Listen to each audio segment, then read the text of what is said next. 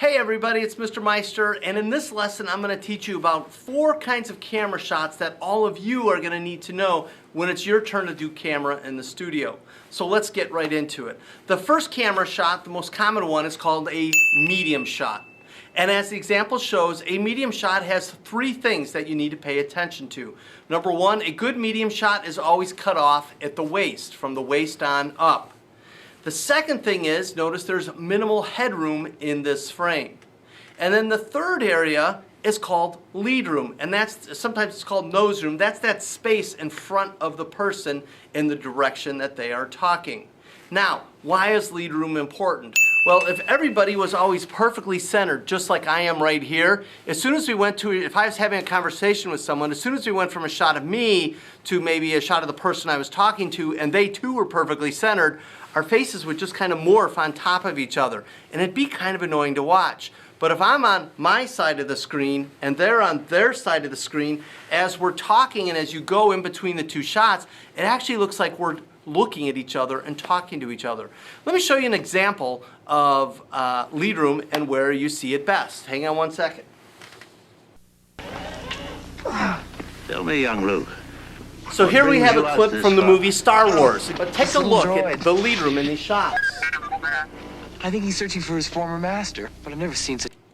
I'm going to pause it right here. Now, as you take a look at Luke, notice that he's slightly off-centered. And if I was to ask you, where's Obi Kenobi located? Would he be on the left side of the screen or on the right side of the screen? Your brain naturally puts the person he's talking to on the left side of the screen. All right, watch as we keep watching. Devotion in a droid before.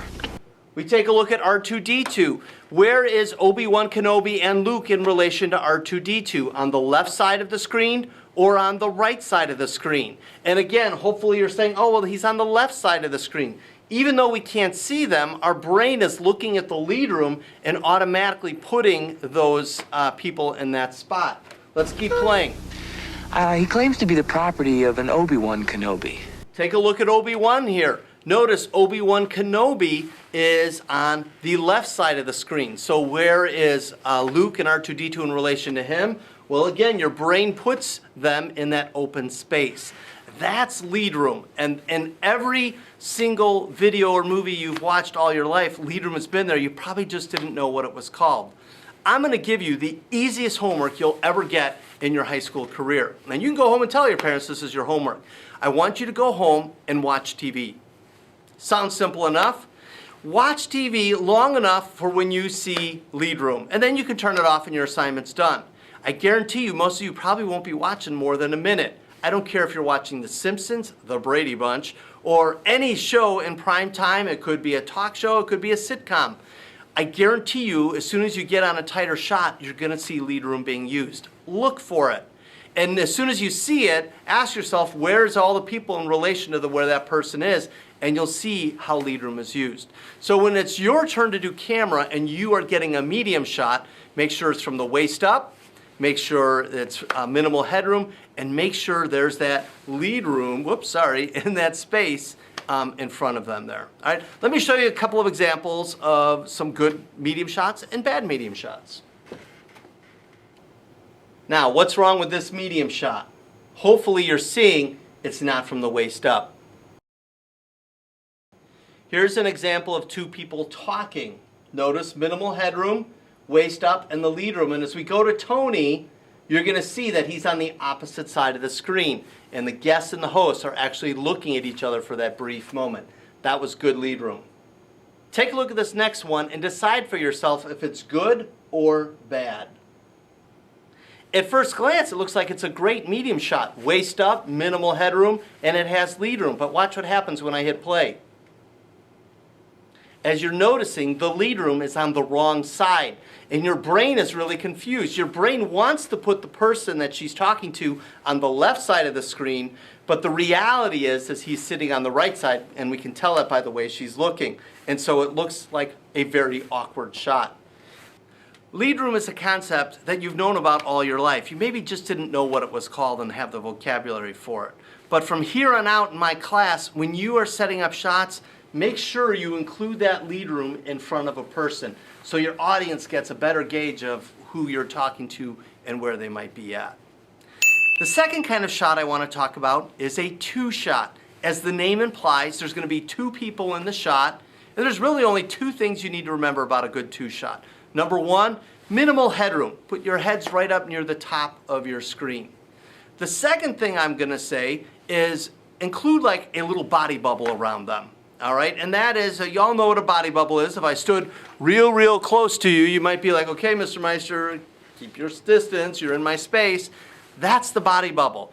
Well, when you are getting a two shot, draw that imaginary body bubble around the person that you're filming, and then make sure you include the contents of that bubble in your shot. All right, so you can see a good example of a good two shot here.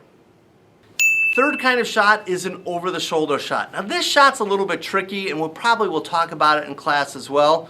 A good over-the-shoulder shot is really a wide medium shot of the host with the guest in the host's lead room. As you can see in the picture here, it's exactly as I described. Take the girl out of the shot and you see you're left with a wide medium shot of a host. Then you put the girl in and now you have your over-the-shoulder shot. It's really kind of an artsy-fartsy shot to kind of be like, ooh, look how artistic I am. Over-the-shoulder shots can be very tricky because you want to pay attention to that gap in between the guests and the host, and you want to pay attention to the height. There's a few things we'll probably talk about in class with that, but I at least want you to know what an over-the-shoulder shot is, and this is a great example of that. The last kind of shot that is worth talking about is the shot called an establishing shot. Think of any show that you watch, there's always going to be establishing shots in there. For example, let's pretend you're watching The Simpsons and you're with Homer at the nuclear plant, and then the next scene takes place in their house in the kitchen. Well, what are they going to show you in between? They're going to give you a shot of the house. And what that's helping you do is establish, oh, now we're at the house, we're not at the plant anymore.